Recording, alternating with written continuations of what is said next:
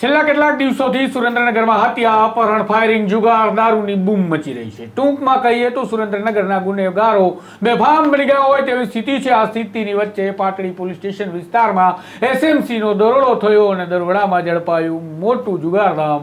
અને આ મામલાને કારણે પોલીસ અધિકારી અને કર્મચારીઓ પર ઘૂસ બોલાવતી કાર્યવાહી કરવાની જિલ્લા પોલીસ વડાને ફરજ પડી છે. વિગતે વાત કરીએ, ઘણું બધું છે સુરેન્દ્રનગરનું અને શા માટે કાર્યવાહી થઈ આ પોલીસ અધિકારી અને કર્મચારી વિરુદ્ધ તેની. વૈષ્ણવજન તો તેને કહીએ જે પીડ પરાઈ જાનાને રે. નમસ્કાર, હું છું આપની સાથે તુષાર વત્સિયા. નવજીવન ન્યૂઝમાં આપનું સ્વાગત છે.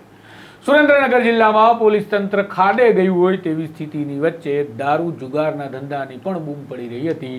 વિડીયો વાયરલ કરી અને કહેવામાં આવી રહ્યું હતું કે અહીંયા દારૂ મળે છે, આ દારૂ વેચે છે, આટલો દારૂ વેચે છે, આ પોલીસ હપ્તા લે છે, આટલા હપ્તા લે છે. એવામાં સુરેન્દ્રનગર પોલીસ પર હપ્તાખોરીના આરોપો પણ સામે આવવા લાગ્યા હતા અને સુરેન્દ્રનગરનું વાતાવરણ પોલીસ માટે ગરમ બની રહ્યું હતું. દરમિયાન 2 દિવસ પહેલા સ્ટેટ મોનિટરિંગ સેલે રિક્ષામાં છુપાવે છે પાટડી પોલીસ સ્ટેશનના હદ વિસ્તારમાં આવેલા એક મકાનમાં દરોડો પાડ્યો અને એમાં 30 આરોપીઓ સાથે જુગારધામ ઝડપાયું. કેટલું મોટું જુગારધામ હશે જે સુરેન્દ્રનગર પોલીસને કે પાટડી પોલીસને દેખાયું.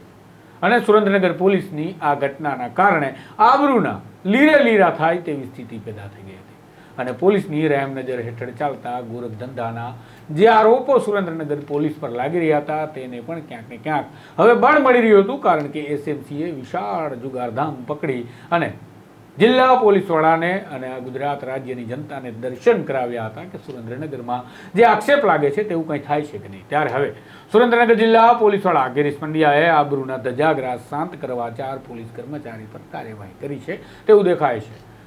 એસપી ગિરીશ પંડ્યાએ એસએમસીની રેડ બાદ પાટડી પોલીસ સ્ટેશનના પીઆઈ એમ કે ઝાલા અને હેડ કોન્સ્ટેબલ ગણપત ભુરાભાઈ તેમજ કોન્સ્ટેબલ વિપુલ કાનજીભાઈ અને ગૌતમ કાંતિલાલને હવે સસ્પેન્ડ કર્યા છે. હવે જોવાનું રહ્યું કે આ પગલા બાદ સુરેન્દ્રનગરના પોલીસ બેડામાં કોઈ બદલાવ આવે છે કે પછી જઈશે થેની માફક 4 દિવસની શાંતિ બાદમાં ફરી ધંધામાં ધ્યાન આપો તેવું થાય છે.